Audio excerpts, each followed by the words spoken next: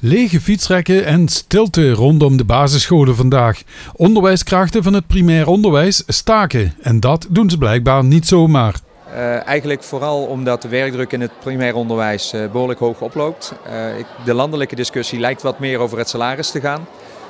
Wat natuurlijk niet onbelangrijk is. Goede arbeidsvoorwaarden zijn absoluut van belang. Maar wij hebben vandaag in het onderwijscafé gekozen voor het thema werkdruk. Omdat ik denk dat dat thema op de lange termijn meer aandacht verdient. En het onderwijscafé was een bijeenkomst vanmiddag in de foyer van de Schouwburg. Daar ging het dus met name om de werkdruk die men ervaart. Maar meer leerkrachten inzetten is blijkbaar niet de hele oplossing. Ja, wij hebben op dit moment, zeg maar, als je kijkt naar de financiering die je krijgt en de mensen die je daarvoor kunt inzetten, hebben wij geen tekort op dit moment binnen SPOV. Maar wij zien wel dat het steeds moeilijker wordt om de plekken die openvallen, om die te kunnen opvullen. Maar extra handen gaan er wel voor zorgen dat die werkdruk daadwerkelijk verminderd kan worden. Niet alleen Stichting Primair Onderwijs Vennerhuis staat achter de acties, ook de gemeente schaart zich in de rij van belanghebbenden. Het gaat ons als gemeente ook aan. We hebben een heleboel kinderen die hier genieten van het basisonderwijs. We hebben ook een heleboel leerkrachten, ook trouwens die hier wonen. Ze doen het niet voor niks. Het gaat ook echt ergens om. Het gaat om een eigen werkdruk en het werkplezier wat erbij komt kijken. En ook daarmee ook de kwaliteit van onderwijs die ze kunnen bieden voor onze kinderen. Dus het is goed dat ze in het verweer komen en dat ze er ook echt nu actie tegenover zetten. Die actie spitst zich volgens SPOV niet alleen toe op meer leerkrachten om de werkdruk te verlagen, maar zij ziet dit breder.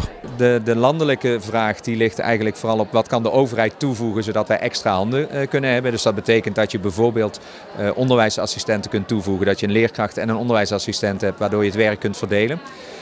Maar het thema vandaag van ons onderwijscafé gaat ook zijn hoe kunnen wij nu zelf, welke dingen houden wij in stand die werkdruk opleveren en wat zouden we daarvan bijvoorbeeld zelf al kunnen schrappen. Dus we willen niet alleen maar naar de overheid kijken, we willen vooral ook insteken op en wat kunnen wij zelf. En daarover werd aan tafel verder gesproken terwijl op- en aanmerkingen, voorstellen en ideeën via een tekenaar op een groot bord belanden. Van werkdruk dus naar werkgeluk.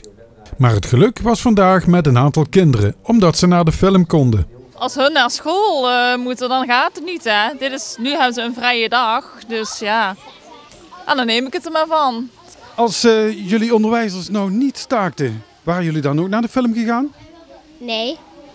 Welke film ga je kijken nou? Timmy de Mummy. En wat vindt u van die staking? Is dat terecht of niet terecht?